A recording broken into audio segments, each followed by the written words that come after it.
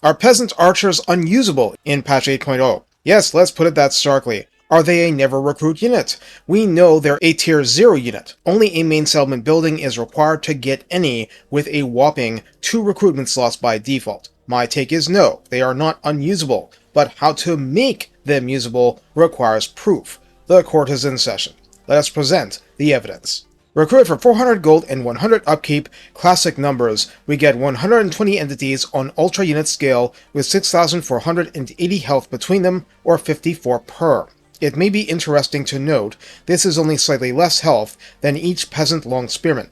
Armor is 15, much like the Long Spearman, and leadership of 45 is straight up bad. Speed 33 and charge speed 44 are the minimum we should expect from a missile unit at this low armor level. Melee attack begins at a mere 10, though that's not this unit's job. Attack interval 4.3 seconds, no splash damage. Melee defense of 13 is horrific. Weapon strength of 24 isn't actually that bad, split base 21 and armor piercing 3, so if facing Skaven slaves, a huge melee attack boost would make them temporarily decent. Charge bonus of 3 is no worse than Long Spearman, which was already pretty bad, and mass is 90. So in other words, this Battle Harmony Yin unit is all about the ranged combat. So what is that like? Ammunition begins with 22 volleys, a squeaky clean orthodox value. Range of 140 is not crossbow level, but is nothing to be ashamed of. Actual arrow impacts are split base 14 and 1 armor piercing damage with 1 arrow per volley per entity, and a reload time of 11 seconds to reflect the strength of the bows. Now, if you think of something like Goblin Archers, you'll notice that the reload time is higher than that, but the damage is actually significantly higher as well. Their base 14 and AP 1 Goblin Archers are shorter range and 8-second reload time, for instance. Total accuracy begins at the bog standard 20, improving with veterancy.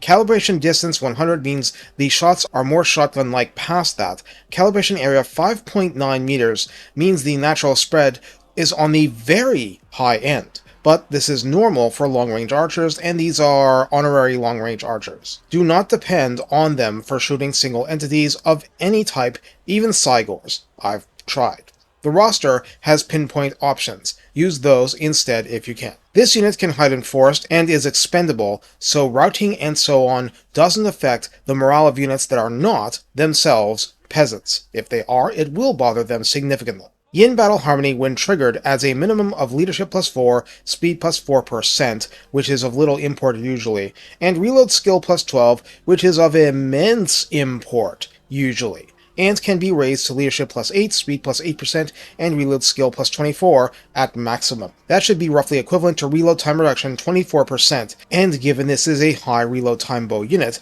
that is an immense difference in how fast it burns through ammo. Miao Ying has ammunition plus 20% as a faction leader effect, which helps for that issue specifically. Now, since I'm combining RORs with videos these days, let's discuss the Bandits of the Silver Road, the Regiment of Renown. Recruited for 625 gold and 156 upkeep, I'm sure you're asking already, how can they justify an ROR for Peasant Archers? There's a 35% missile block chance shield on these, with leadership up to 55 because it's rank 9. Melee attack of 27 is a full 17 better, attack interval unchanged. Melee defense 31 is a full 18 better. Charge bonus of 12 is 9 better, or 400% of the old value. Remember when I said that weapon strength wasn't even that bad? This ROR is scrappy and can fight for its own cause in a pinch. That's nice. For ranged, being rank 9 makes the reload time 9.02 seconds, almost 2 seconds better. But the other change is the big one. This thing uses the Chinese equivalent of Greek fire, not only doing flaming attacks itself, but inflicting the flammable debuff, adding 20 points of fire weakness. Now, since this works like physical resistance in reverse, I'm figuring it's actually plus 25% damage for a unit with flaming attack, like the bandits themselves. Of course, that goes for Fire Rain rocket batteries, Sky Junks, Fire Element Magic, Celestial Moonbirds, and most certainly goes for units benefiting from an alchemist using the Flaming Enhancement to supercharge base damage in an area. This is a true force multiplier, and there are ways to really abuse it. The unit does not get increased accuracy as the cost for being decent in melee, so even though it's rank 9, it has the accuracy of the base unit. and it has the Woodsman trait to phase through trees, and Vanguard deployment 2. Little perks. In the redline skills, Sure Aim at 3 pips offers plus 10% range and plus 9% missile strength.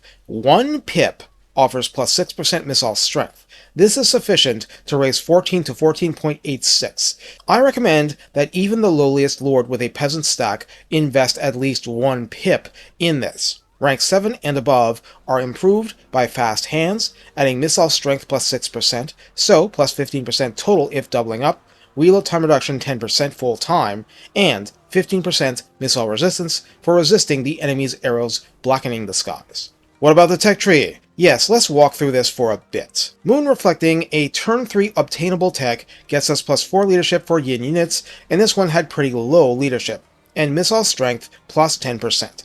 I'll mention the side grade defensive formations that gives plus 10% ambush defense chance and plus 6 leadership when defending, as in, it'll help your garrisons too. Target Ranges is a general quality of life buff for plus 1 recruit rank and minus 10% recruitment cost for yin units. Fletching Mentors adds plus 15% ammunition for a slew of missile units and plus 2 to base weapon damage from Peasant Archers bows specifically.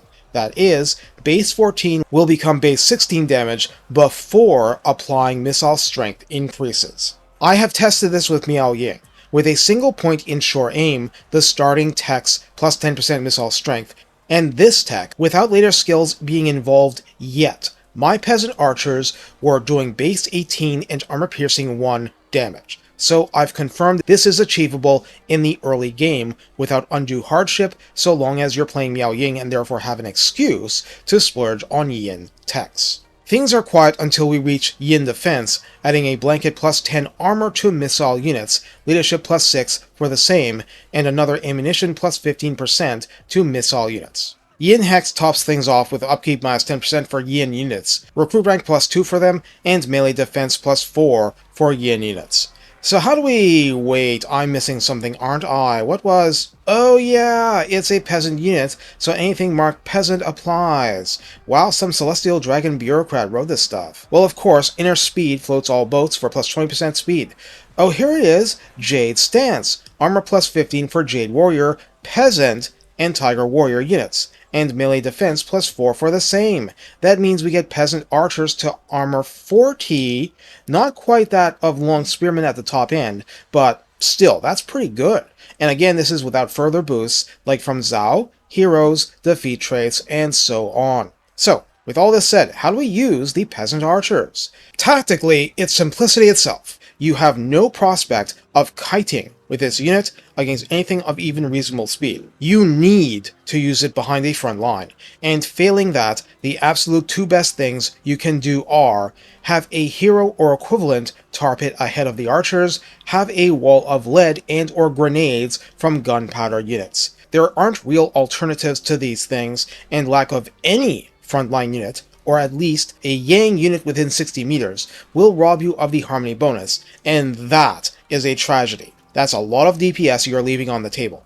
Faster arrows means more damage. It may not be accurate damage, at low ranks it's definitely not, but hey, it helps. These benefits are before a Gate Master gets into the mix. I mentioned the Alchemist, and well, let's just be blunt, Satang makes crossbows into even bigger killers, but he's doing crazy buffs for any Peasant Archers too. When I say a hero or equivalent tar pit, that's not a perfect option if enemies just run right past, but having something like a Jade or Jet Lion fighting can make things much easier for you. In that case, you might have the fight right in the face of your archers, and a lot of damage happens as friendlies try to bail them out, but being expendable, well, you'll work it out. Now, what can they really do? I needed to come back and remind myself and you that this remains a 120 entity unit.